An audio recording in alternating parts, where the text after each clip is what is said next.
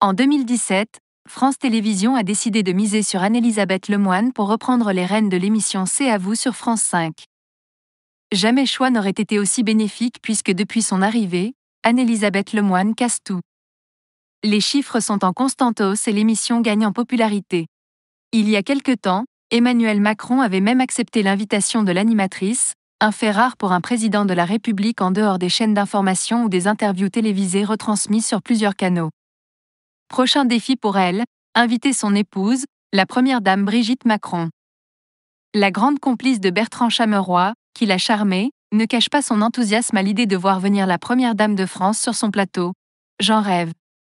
Ça fait quelque temps déjà que j'essaie de la convaincre. On a déjeuné ensemble une fois, indique-t-elle dans une interview accordée à la Tribune du dimanche ce 5 mai. C'est une femme hyper moderne qui casse les codes et que je trouve très inspirante.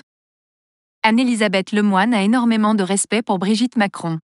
Non seulement pour les causes qu'elle défend et dans lesquelles elle s'engage, mais surtout pour sa force et sa résilience face aux nombreuses critiques au sujet de son couple. Depuis l'élection d'Emmanuel Macron et l'investiture à l'Élysée, la différence d'âge existante entre le président et sa femme fait beaucoup parler.